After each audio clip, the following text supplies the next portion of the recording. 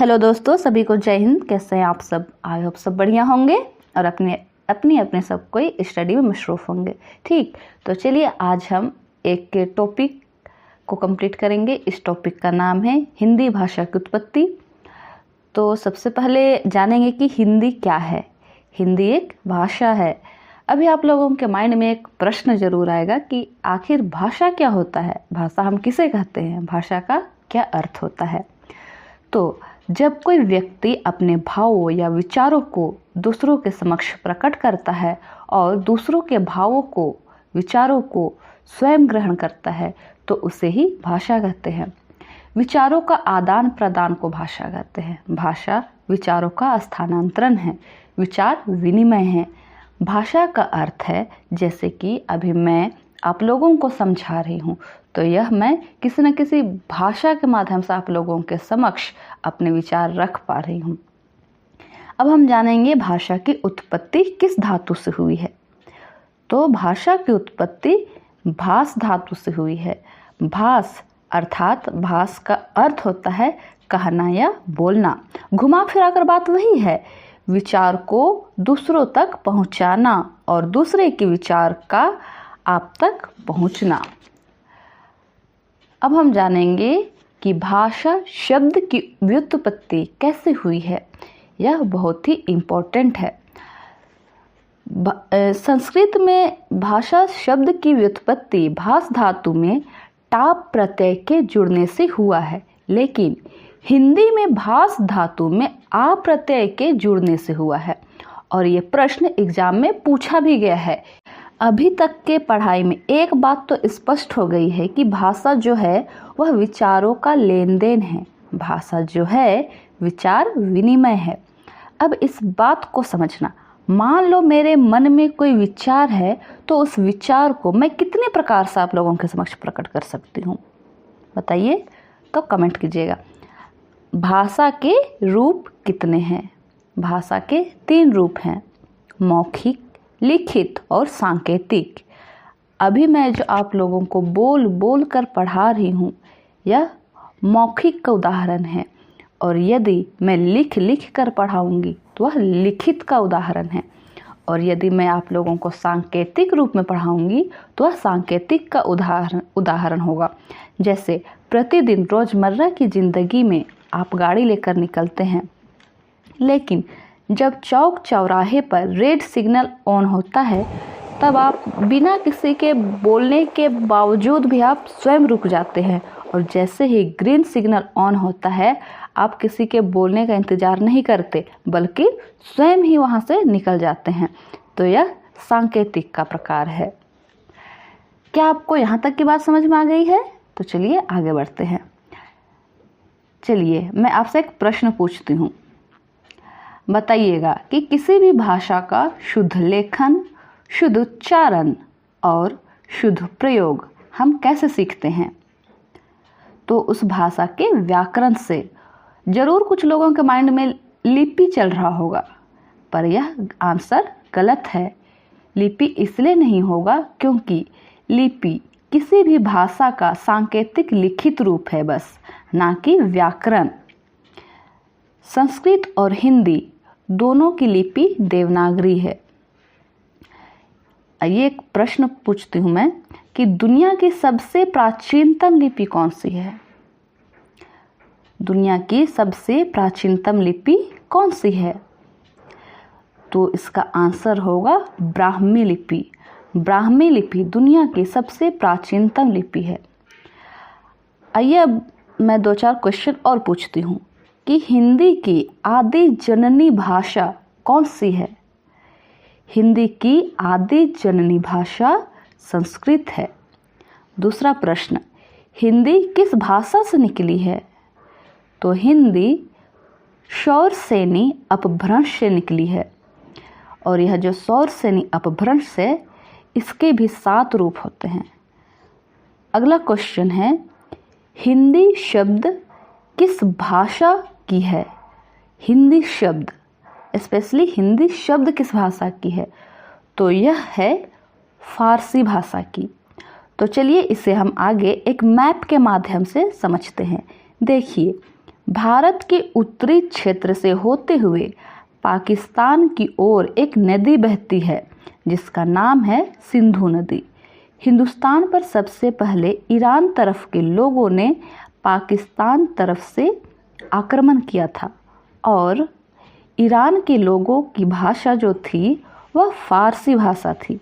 और फारसी भाषा की एक विशेष बात यह है कि वहाँ स का उच्चारण ह के रूप में और ल का उच्चारण र के रूप में किया जाता है। जैसे मैंने कहा सप्ताह, तो चूंकि वे स का संबोधन ह से करते हैं तो वे कहेंगे हफ्ताह। जब वे सिंधु नदी के निकट पहुंचकर वहां के निवासी से पूछा कि ये कौन सी नदी है भाई, तो वहां के निवासी ने बताया सिंधु, परंतु चूंकि ईरानी स का उच्चारण ह करते थे तो उन्होंने कहा हिंदू, और उन्होंने सिंधु नदी के आसपास के हिंदुस्तान पाकिस्तान के मिक्स क्षेत्र को हिंदुओं का स्थान अर्थात हिंदुस्तान और उन्हीं की बोली जाने वाली भाषा क्या कहलाया, हिंदी। आई होप आप लोगों को यह बात समझ में आ गई होगी कि फारसी भाषा का शब्द हिंदी कैसे हुआ। अब चलिए आगे देखते हैं कि इतनी बड़ी सी दुनिया में आखिर सबसे पुरानी भाषा कौन सी है, तो वह है संस्कृत। इस पूरे दुनिया में सबसे पुरानी जो भाषा है वह संस्कृत भाषा है। अब आप कहेंगे कि हम कैसे मान लें कि संस्कृत भाषा ही दुनिया की सबसे पुरानी भाषा है। अगर है सबसे पुरानी भाषा तो बताइए, प्रमाण दीजिए। तो इसका भी प्रमाण है। तो दुनिया का सर्वप्रथम ग्रंथ या पहली ग्रंथ कौन सी है, तो वह ऋग्वेद ही तो है और उसकी भाषा संस्कृत है, जिसे वेदों की भाषा भी कहा जाता है। इस प्रकार दुनिया की सबसे प्राचीनतम भाषा संस्कृत ही है। ठीक है, परंतु इस संस्कृत भाषा के भी दो रूप है, वैदिक संस्कृत और लौकिक संस्कृत। वैदिक संस्कृत उसे कहा गया जो वेदों में पुराणों में लिखी गई, जो शुद्ध उच्चारण पर आधारित थी, उसे ही वैदिक संस्कृत कहा गया। और लौकिक संस्कृत उसे कहा गया जो लोक अर्थात समाज में प्रचलित थी, जिसे लोग आम बोलचाल की भाषा में प्रयोग किया करते थे। परंतु आपने यह पंक्ति जरूर सुनी होगी, कोस कोस में बदले पानी, चार कोस में वाणी। जैसे कोस कोस की दूरी पर ही आप देखेंगे कि पानी बदल जाता है, अर्थात रहता तो पानी ही है परंतु उसके स्वाद में अंतर होता है। उसी प्रकार यूपी बिहार और राजस्थान हरियाणा के लोग बोलते तो हिंदी ही हैं, परंतु उनके बोलने के लहजे में काफ़ी अंतर देखा जा सकता है। आगे समझिएगा कि लौकिक संस्कृत में भी परिवर्तन हुआ। लौकिक संस्कृत अर्थात आम बोलचाल, जो गांव घर आपस में जो लोग बातें करते थे वही था लौकिक संस्कृत। तो इस लौकिक संस्कृत में भी परिवर्तन हुआ और एक भाषा बदली जिसे कहा गया पाली। यह वही पाली भाषा है जिस भाषा में गौतम बुद्ध ने उपदेश दिए। उसके बाद पाली भाषा में भी परिवर्तन हुआ और एक अन्य भाषा का उद्भव हुआ जिसे कहा गया प्राकृत। मतलब लौकिक संस्कृत में परिवर्तन हुआ, फिर पाली का उद्भव हुआ, पाली में भी परिवर्तन हुआ, फिर प्राकृत का उद्भव हुआ। प्राकृत इसी भाषा में महावीर स्वामी जी ने उपदेश दिए थे और जैन धर्म के सभी ग्रंथ प्राकृत में ही लिखे गए थे। जब प्राकृत भाषा में भी परिवर्तन हुआ तो अपभ्रंश का उद्भव हुआ और जब बाद में इसमें भी परिवर्तन हुआ तो कुछ विद्वानों ने इसे अवहट कहा। ध्यान दीजिएगा, संस्कृत दो प्रकार की थी, वैदिक संस्कृत, लौकिक संस्कृत। फिर लौकिक संस्कृत में परिवर्तन हुआ, फिर पाली भाषा बना, पाली भाषा में भी परिवर्तन हुआ तो प्राकृत भाषा का उद्भव हुआ, प्राकृत में भी परिवर्तन हुआ तो अपभ्रंश भाषा का उद्भव हुआ, और जब अपभ्रंश में भी परिवर्तन हुआ तब अवहट भाषा उत्पन्न हुई। परंतु चंद्रधर शर्मा गुलेरी जी ने कहा है कि अवहट ही पुरानी हिंदी है। इस प्रकार